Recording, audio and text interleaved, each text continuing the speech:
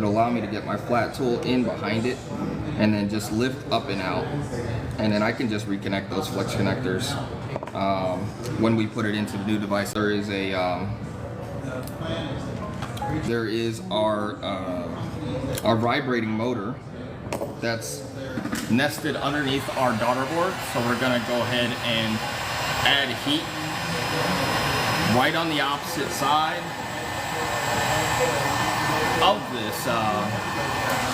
of this vibrating motor here.